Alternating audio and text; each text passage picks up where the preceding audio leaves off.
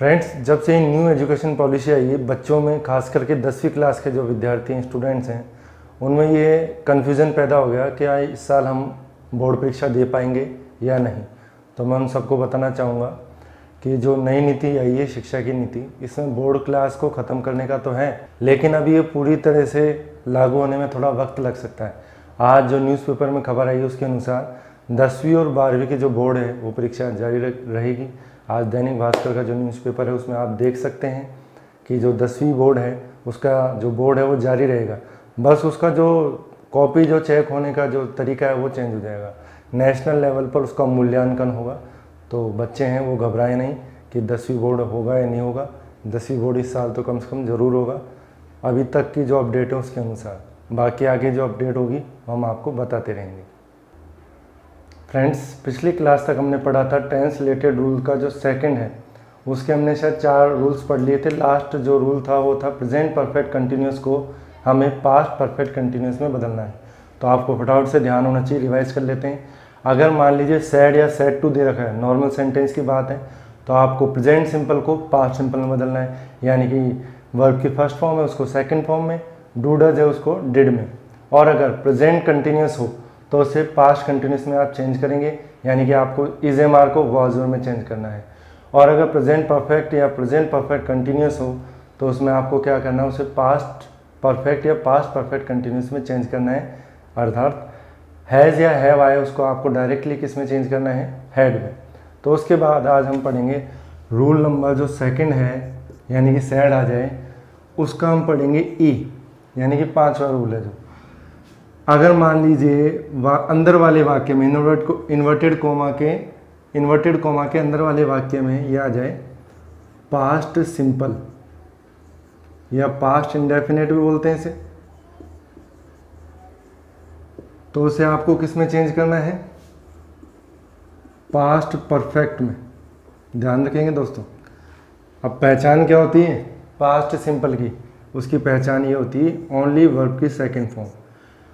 सकारात्मक वाक्य में जो पॉजिटिव सेंटेंस है उसमें केवल वर्ब की सेकंड फॉर्म होती है, हेल्पिंग वर्ब नहीं होती है। तो आपको उसको किस में चेंज करना है, पास्ट परफेक्ट यानी कि हैड प्लस वर्ब की थर्ड फॉर्म में। अब हैज़ हैव आ जाए उसकी जगह भी हैड आता है, और अगर वर्ब की सेकंड फॉर्म आ जाए तो उसको हैड प्लस थर्ड फॉर्म करना है। और अगर ये आ जाए नेगेटिव या इंट्रोगेटिव हो, उसमें डिड जरूर आता है। मान लीजिए नेगेटिव है, डिड नॉट प्लस वर्ब की फर्स्ट फॉर्म, तो उसको आपको चेंज करना है हैड नॉट प्लस वर्ब की थर्ड फॉर्म। तो इसका एक सीधा सा एग्जाम्पल है, वो मैं आपको समझाता हूँ। देखिए, he said she cooked food. Simple से जो सेंटेंस है अभी वही मैं आपको बता रहा हूँ। तो ही सैड का आपका सैड ही रहेगा, दोनों को जोड़ने के लिए दैट लगाना है आपको, ठीक है। शी, आप देखो कुक्ड वर्ब की सेकंड फॉर्म है, उसको आपको चेंज करना है हैड प्लस वर्ब की थर्ड फॉर्म में। तो यहाँ पर आ जाएगा हैड, और कुक्ड की सेकंड भी कुक्ड होती है, थर्ड भी कुक्ड फॉर्म होती है। ये नहीं करना है कि आप सेकंड फॉर्म या थर्ड फॉर्म ऑलरेडी दे रखी है उसमें एक और ईडी लगा के उसको थर्ड फॉर्म बना दो, ठीक है। एक उदाहरण है जो आप बनाने का प्रयास करें। He you said to me, he did not come. तो इसका क्या आंसर होगा, यू सैड टू का हो जाएगा टोल्ड, और यहाँ पर आएगा मी। दोनों को जोड़ने के लिए आपको क्या लगाना है, दैट। फिर उसके बाद ही, आप देखिए डिड नॉट है, डिड नॉट को आपका क्या, डिड नॉट को आपको किस में चेंज करना है, हैड नॉट में, ठीक है। यहाँ पर आ जाएगा हैड नॉट। और ये जो फर्स्ट फॉर्म है उसको आपको किस में चेंज करना है, थर्ड फॉर्म में। तो कम केम कम, कम की थर्ड फॉर्म कम ही होती है, सेकंड होती है केम। तो फटाफट से इसका एक स्क्रीनशॉट लो, हम बढ़ते हैं अगले रूल पर। उसके बाद हम बात करते हैं रूल नंबर सेकंड का एफ, यानी कि दूसरे नियम का आपको छठा नियम ध्यान रखना है। उसमें क्या है, अगर इन्वर्टेड कोमा के अंदर जो सेंटेंस है अगर वो पास्ट कंटिन्यूस का हो तो उसे आप किस में चेंज करेंगे, पास्ट परफेक्ट कंटिन्यूस में। उदाहरण के तौर पर समझेंगे कैसे पास्ट कंटिन्यूस क्या है। आप ये ध्यान रखेंगे, वॉज वर प्लस वर्ब की फर्स्ट फॉर्म में आईएनजी, आपको उसको चेंज करना है। पास्ट परफेक्ट कंटिन्यूस की पहचान होती है हैड बीन, और इसमें भी वर्ब की फर्स्ट फॉर्म में आपको आईएनजी जोड़ना है। ठीक है, तो इसका उदाहरण है she said to her he was sleeping। तो इसका आंसर क्या होगा, शी। आपको ये तो पता ही है, said to का क्या करना है हमें, told। उसके बाद हर, दोनों को जोड़ने के लिए कनेक्टिव दैट का प्रयोग करना है। उसके बाद आएगा ही। अब वाज या वर आ जाए तो आपको सिर्फ ये करना है हैड बीन, ध्यान रखना है इस छोटा सा ट्रिक। तो यहाँ पर हो जाएगा हैड बीन। ठीक है, उसके बाद स्लीपिंग, वाक्य समाप्त। तो अगर इस तरह का सेंटेंस हो पास्ट कंटिन्यूस का, तो आपको क्या करना है, वाज वर आ जाए उसकी जगह हैड बीन कर देना, बाकी सेंटेंस वो का वही रहेगा। तो ये जो टेंस वाले रूल्स हैं, इसकी पिछली क्लास आप ज़रूर लें, आई बटन पे उसका लिंक दिया गया होगा। और जो शुरुआत से पढ़ना चाहते हैं, जो नए हैं वीडियो पर, तो वो शुरू से वीडियो देखें हमारे पिछले दोनों, आई बटन पर आपको लिंक मिलेगा। एक सेंटेंस है वो आप बनाने की कोशिश करें। You sad they were running. अभी तक ये सिंपल सेंटेंस है, नॉर्मल, जो आप बना सके आराम से। तो इसका फटाफट से बना लीजिए। क्या होगा, यू सैड, दोनों को जोड़ने के लिए दैट, आगे हो गया दे, वर का क्या करना है, देखो सीधी सी बात है, हैड बीन, रनिंग का रनिंग। ठीक है, तो ये हमारे टेंस रिलेटेड रूल 6 नियम है जो आपको अच्छी तरह से पढ़ने हैं। अब इसके बाद हम सीखते हैं टेंस के अपवाद, मिसकैलेनियस रूल्स, वो क्या होते हैं।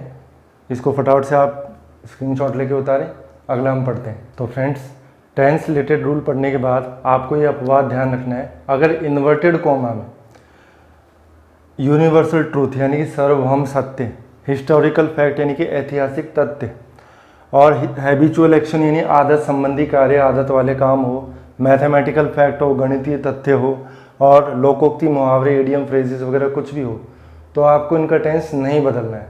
यानी कुछ सेंटेंस ऐसे होते हैं जिनका हम टेंस बदल ही नहीं सकते, वो प्रेजेंट, पास्ट, फ्यूचर तीनों टाइम में एक जैसे ही बोले जाते हैं। जैसे कि for example, teacher said,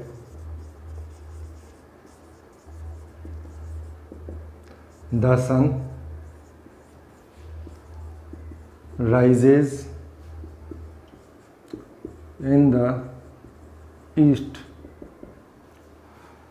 teacher ने कहा कि सूर्य पूर्व में उगता है। अब जिन्होंने टेंस के जो रूल्स है, टेंस रिलेटेड रूल्स हैं, वो अच्छी तरह से पढ़े हैं, तो उन्हें पता होना चाहिए कि वर्ब की फर्स्ट फॉर्म प्लस एस या ई एस आ जाए तो क्या करते हैं हम उसका, वर्ब की सेकंड फॉर्म। यानी कि जिनको टेंस का नॉलेज हो गया वो तो ये कहेंगे सर वर्ब के साथ ऐसे ही ऐसे, तो उसको हम सेकंड फॉर्म में चेंज करेंगे।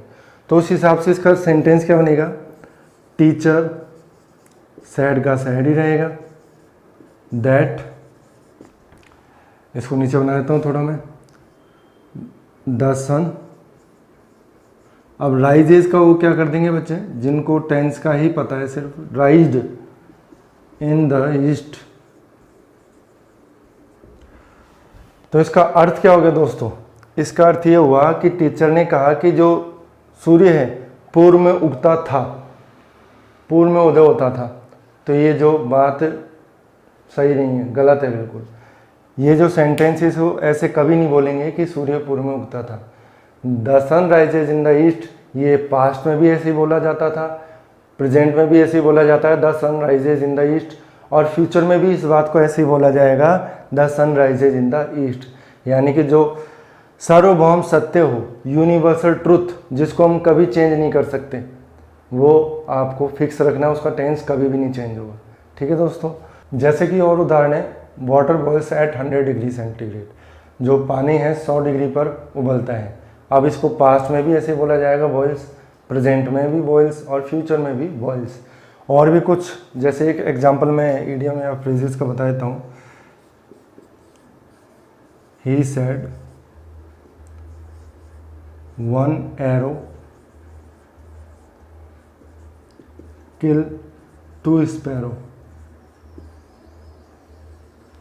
इसका मतलब है एक तीर 2 निशान, ये एक तरह का मुहावरा है।